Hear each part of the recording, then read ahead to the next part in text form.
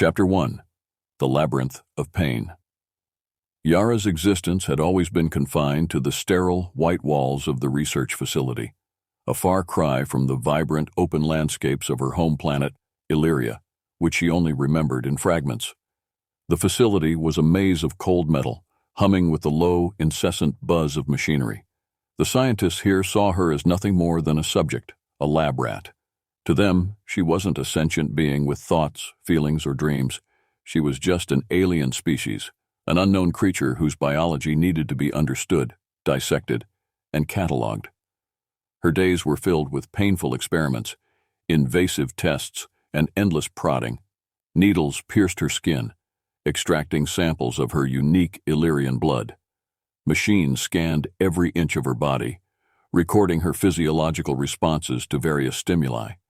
She could feel their cold eyes watching her, their voices a constant drone as they discussed her like she was a mere object. They marveled at her rapid healing abilities, her sensitivity to light, and her capacity to endure extreme temperatures. Yet no one ever asked how she felt, if she was in pain, or if she wanted to stop. Yara's cell was a small, transparent cube surrounded by monitoring devices. She was always under surveillance, never alone, never free. Her only company was the occasional reflection of herself in the glass, a fragile-looking figure with pale blue skin, large violet eyes, and long silvery hair that cascaded down her back. She was different from the humans in every way, and that difference made her valuable to them. But to Yara, it was a curse. One day, a new scientist joined the team. His name was Dr. James Carter. He was younger than the others, with a look of quiet determination in his eyes. From the moment he saw Yara, there was something different about him. He didn't look at her with the same clinical detachment as the others. He seemed curious, but also empathetic. It was as if he saw her not just as a subject, but as a person. Dr. Carter's initial interactions with Yara were cautious. He observed her closely, taking notes, but never participating in the more invasive procedures. When the other scientists weren't around, he would speak to her in a soft voice, asking her simple questions, how she was feeling, if she needed anything, if she could understand him.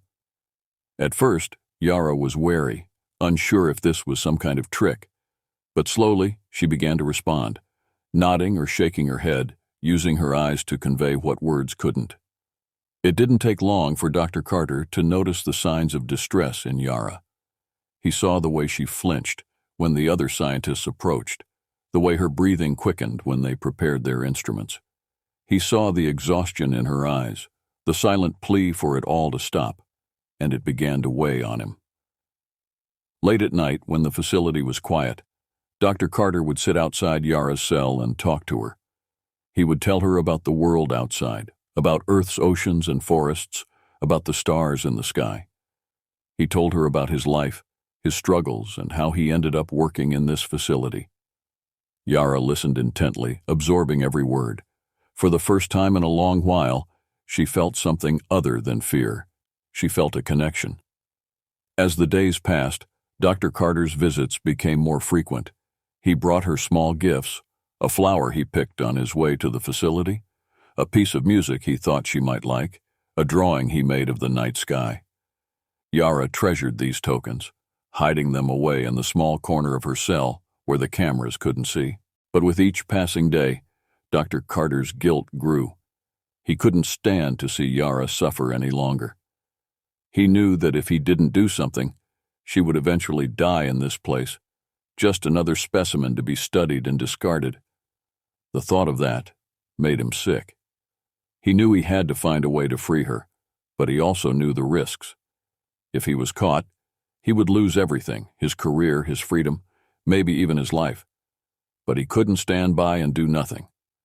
The decision weighed heavily on him, but in the end, his conscience won out. He began to formulate a plan, carefully considering every detail. He knew it wouldn't be easy, but for Yara's sake, he was willing to risk everything. Little did he know, Yara had also started to develop feelings of her own. She had grown to trust him, to care for him, and deep down, she knew that he was her only hope. Chapter 2. A Plan in Motion. Dr. Carter's plan was simple in theory, but execution would be fraught with danger.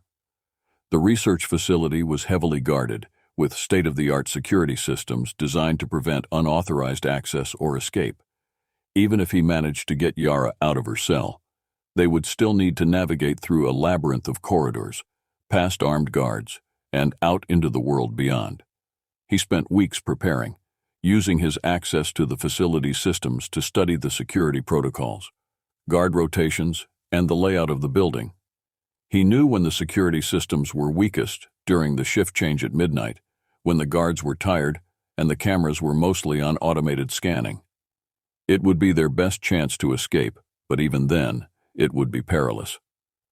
Dr. Carter began to subtly sabotage the security systems, creating small glitches that would go unnoticed by the others, but would allow him to temporarily disable certain cameras and alarms.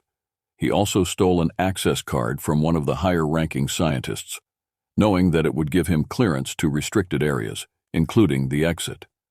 Meanwhile, he continued to visit Yara, offering her comfort and hope. He knew that if she lost her will to fight, all his efforts would be in vain. He told her of his plan, speaking in hushed tones late at night when he was sure they wouldn't be overheard. Yara listened with a mixture of fear and hope. She wanted to believe in him, to trust that he could save her, but the years of captivity had worn her down. Still, she knew she had no choice but to trust him. The night of the escape finally arrived. Dr. Carter was a bundle of nerves, his heart pounding in his chest as he approached Yara's cell. He had memorized every step of the plan, but the weight of what he was about to do pressed down on him. Failure wasn't an option. Too much was at stake. As he approached Yara's cell, he took a deep breath, steadying his nerves. He swiped the stolen access card, and the cell door slid open with a soft hiss. Yara looked up at him, her eyes wide with a mixture of fear and anticipation. Without a word, he held out his hand to her, and after a moment's hesitation, she took it. They moved quickly and silently through the corridors, Dr. Carter leading the way. He had already disabled the cameras in this section, but they still had to avoid the guards. The facility was eerily quiet, the only sounds the hum of machinery and the occasional distant footsteps. Every corner they turned, every door they opened, was a potential point of no return. Yara clung to Dr. Carter's hand, her heart racing. This was the first time she had been outside her cell in years, and the unfamiliarity of the surroundings only heightened her anxiety. But Dr. Carter's presence was a comfort, a steady anchor in the storm of fear swirling within her. They reached the first checkpoint, a security door that required the stolen access card. Dr. Carter swiped the card, holding his breath as the system processed the request. After a moment that felt like an eternity, the door unlocked with a soft click. They slipped through, the door closing behind them with a faint thud. But their progress wasn't without its challenges. As they reached the second checkpoint, they encountered a guard making his rounds earlier than expected. Dr. Carter reacted quickly, pulling Yara into a dark alcove, holding his breath as the guard passed by. Yara could feel the tension radiating from Dr. Carter, her own fear mirrored in his eyes. They waited in silence until the guard was out of sight, then continued on their way. Finally, they reached the exit. Dr. Carter disabled the last of the cameras and alarms, praying that his makeshift sabotage would hold. He swiped the access card one last time, and the exit door slid open, revealing the cool night air beyond. For a moment, they both stood there, taking in the reality of what they were about to do. "This is it," Dr. Carter whispered, turning to Yara. "Once we step through this door, there's no going back. Are you ready?" Yara looked at him, her heart pounding. She had never felt so many emotions at once: fear, hope, gratitude, and something else, something she couldn't quite name. She nodded, squeezing his hand in silent affirmation. Together, they stepped through the door, leaving the facility and Yara's nightmare behind. But as they fled into the night, Dr. Carter knew that their escape was only the beginning. The real challenge would be staying free, and he had no idea how far the facility would go to get Yara back. Chapter 3. On the Run. The night sky stretched out above them, a blanket of stars that seemed to shimmer with possibility. For Yara, it was the first time in years she had seen the night sky, and its beauty was almost overwhelming. But there was no time to marvel at the stars. They had to keep moving. The facility would soon realize that she was gone, and when they did, they would stop at nothing to find her. Dr. Carter had planned their escape route carefully. He led Yara through a dense forest that surrounded the facility, using the cover of the trees to stay hidden from any aerial surveillance. The ground was uneven, and the underbrush tangled around their legs, making progress slow and arduous. Yara stumbled several times, her body still weak from the years of captivity, but Dr. Carter was always there to catch her, to help her back to her feet. Despite the physical strain, Yara felt a strange sense of exhilaration. For the first time in years, she was free. Every step she took was a step away from the pain, the experiments, the cold indifference of the scientists, and she wasn't alone. Dr. Carter was with her, guiding her, protecting her. The bond between them had grown stronger with each passing day, and now, in the face of danger, it felt unbreakable. As dawn began to break, they reached a small, abandoned cabin deep in the woods. It was a simple structure, weathered and worn, but it offered shelter and a place to rest. Dr. Carter had discovered it during his earlier reconnaissance missions and had stocked it with supplies in preparation for this moment. They would need to lay low for a while, to wait for the initial search efforts to die down before making their next move. Inside the cabin, Dr. Carter led Yara to a small cot where she could rest. He could see the exhaustion in her eyes, the toll that the night's events had taken on her. She lay down, her body sinking into the thin mattress, and for the first time in years, she allowed herself to relax. The fear that had gripped her for so long began to ebb away, replaced by a deep sense of relief. Dr. Carter sat beside her, watching as she drifted off to sleep. He knew they were far from safe, but seeing Yara finally at peace made all the risks worth it. As she slept, he kept watch, his mind racing with thoughts of what they would do next.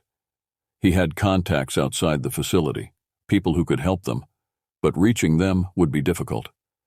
They would need to travel through dangerous territory, avoiding both the facility's agents and anyone else who might recognize Yara as an alien.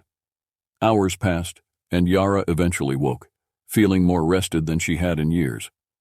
Dr. Carter offered her some food, a simple meal of bread and fruit, but to Yara it was a feast. The facility had always provided her with bland, nutrient-rich meals designed to keep her alive, but never to satisfy her. She savored every bite, feeling more human with each mouthful. As they ate, Dr. Carter began to outline their next steps. "We can't stay here for long," he said, his voice low. "They'll search the area thoroughly, and it's only a matter of time before they find this place. I know someone who can help us, someone who can get us out of the country, but it's going to be risky." Yara listened intently, nodding in understanding. She trusted Dr. Carter completely, knowing that he would do whatever it took to keep her safe. But as he spoke, she couldn't help but feel a growing sense of fear. She knew that the facility would stop at nothing to recapture her, and she didn't want Dr. Carter to pay the price for helping her escape. "James," she said softly, using his first name for the first time. "What if they find us? What if they hurt you because of me?" Dr. Carter looked at her, his expression softening. "I knew the risks when I decided to help you, Yara, but I couldn't just leave you there.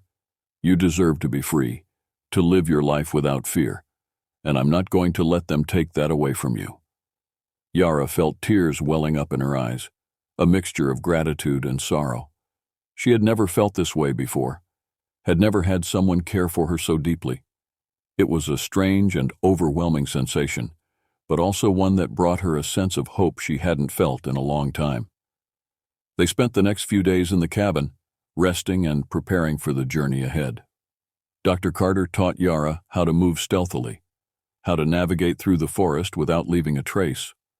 He also showed her how to use basic survival tools, knowing that they might need them in the days to come. But their time in the cabin couldn't last forever. On the third night, they heard the distant hum of helicopters, the whir of searchlights cutting through the trees. The facility had found their trail, and they were closing in.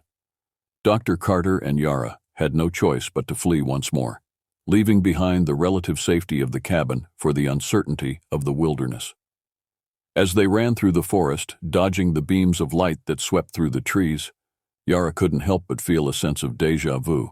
She had been running her whole life, from the scientists, from the pain, from the fear. But this time was different. This time she wasn't running alone. And that made all the difference. Chapter 4. A New Dawn. The chase through the forest was relentless. Dr. Carter and Yara moved as quickly and quietly as they could, but the facility's agents were closing in. The hum of helicopters above grew louder, and the beams of searchlights sliced through the trees, searching for any sign of movement. They were running out of time, and Dr. Carter knew that if they didn't find a way to shake their pursuers, they would be caught. In a desperate bid to throw off their trail, Dr. Carter led Yara to a nearby river. The rushing water would mask their scent and make it harder for the agents to track them. They waded into the cold, fast-moving water, the current tugging at their legs as they struggled to stay upright. Yara clung to Dr. Carter's arm, her heart pounding in her chest as they moved downstream. The water was freezing, and Yara could feel her strength waning.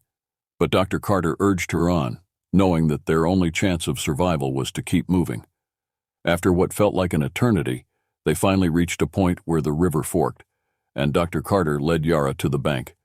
They scrambled out of the water, dripping and shivering, but alive.